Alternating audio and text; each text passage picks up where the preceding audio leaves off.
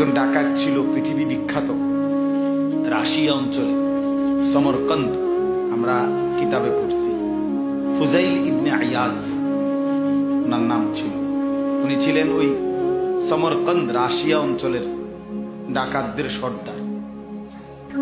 এত বড় দুর্ধর্ষ ডাকাত ছিল যে কিতাবে লিখছে যে ওই এলাকার মানুষ, মহিলারা, তাদের বাচ্চারা যদি দুষ্টমি করত, ঘুম না যাইতে চাইতো, খানা না খাইতে চাইতো, তো মানুষে বাচ্চাদেরকে ভয় দেখায় না, তো এই ডাকাইতের নাম বলে ভয় দেখাইত।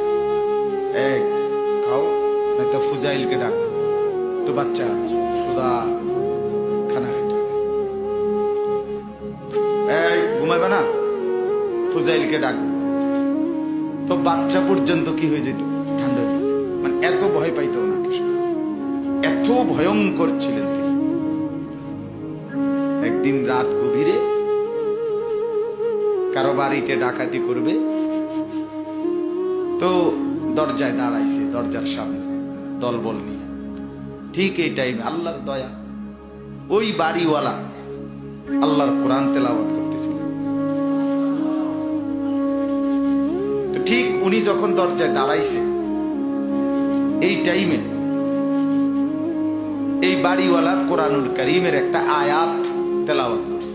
ঠিক এই সময় আল্লাহরই দয়া, কুদরতে আয়াতটা হলো এই, আলাম ইয়ানি লিল্লাযীনা আমানু আন তাখশা কুলুবুহুম লিযিকরিল্লাহ।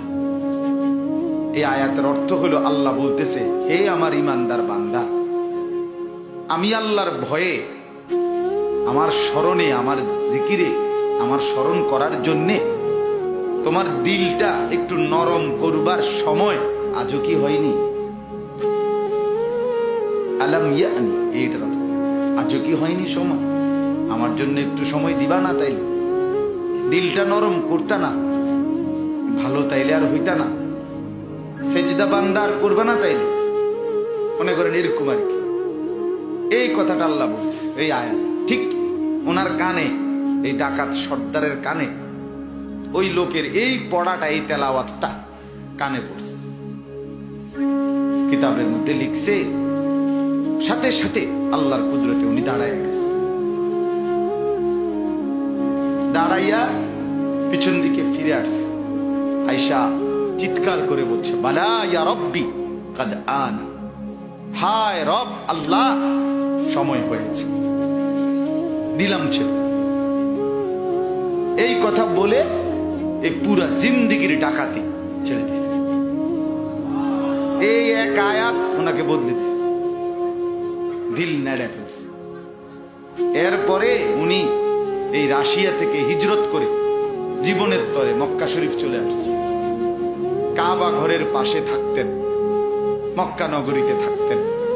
পরবর্তীতে জামানার পৃথিবীর শ্রেষ্ঠ আল্লাহর ওলিদের একজন এই ডাকাত ফুজাইল ইবনে আয়াজ রাহমাতুল্লাহ আলাইহি।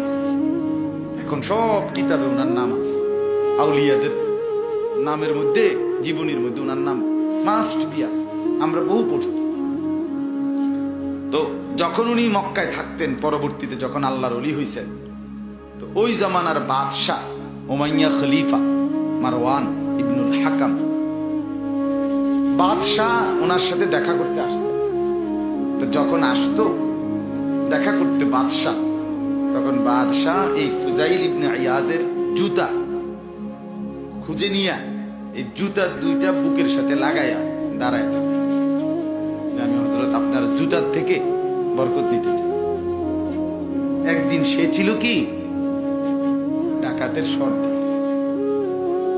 আল্লাহ তাআলা বদলে দিয়েছে। এই জন্য ভাইয়া এটা জরুরি।